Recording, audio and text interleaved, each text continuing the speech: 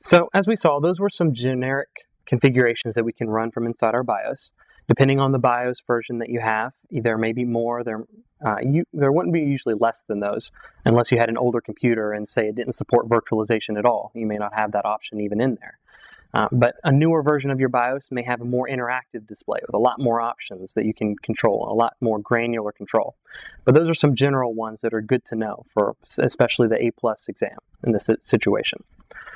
So let's say another situation that can arise is your computer gets stolen, or your computer's in a lab where you don't want people being able to mess with the BIOS much. You don't want people to go in and change the boot order on a computer in a lab. You want it to start up from the hard drive. You don't want people putting in their own disks and starting it up. So you need to lock down that BIOS. Well, both the computer getting stolen and locking down the BIOS, those all come into play with BIOS security options. Now, when we talk about locking down our BIOS, options that enable this are supervisor and user passwords. These are passwords that you can put on your BIOS which prevent people from making changes in your BIOS. You have your supervisor password, and that's going to sort of be your ultimate authority over your BIOS. You enter that, or you set that password, and then you later come back and you enter that password, and you can get in and you can make the changes that you need to in your BIOS. Once you have a supervisor password set, you can also set a user password. A user password, or rather a user on the BIOS, is given permissions by the supervisor, and the user can only make, say, certain changes, or they can only view settings in the BIOS, or you may not want to give users access to the BIOS at all. And let's say in the case of the lab scenario where we had earlier, that may be the best thing. We want to set a supervisor password where only our tech support can get in there and make changes to our BIOS, and then no one else can. We don't want students going into the computer on the lab. We don't want employees going into the computers that are at their desks and changing information on the BIOS. So we set those passwords, only give them to tech support, and no one else can change the BIOS or even look at the information if we don't want them to.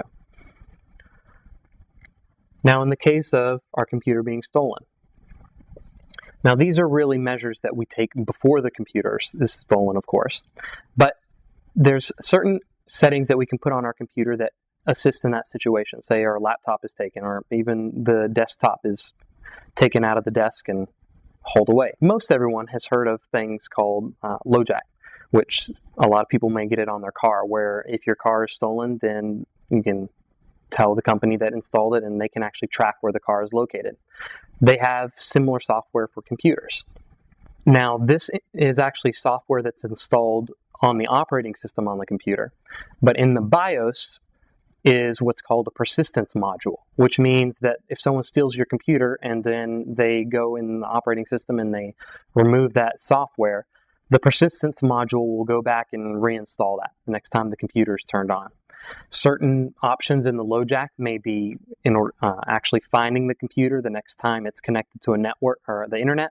It can allow us to remotely erase information that's on that computer, or it can even give us information as far as, again, where the computer is located based on the IP address, removing everything on the hard drive, and keeping our information out of the hands of people that we really don't want it in.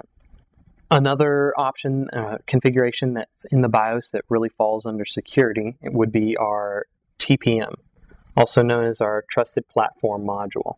The Trusted Platform Module is essentially a chip information on the BIOS which holds security keys, encryption keys, and we can use that in the BIOS to encrypt passwords and encrypt information on our computer. And all the encryption keys and everything is actually stored, encrypted on the BIOS, which newer computers, a lot of them do have it, and it's a requirement for programs such as, or applications such as BitLocker on newer computers.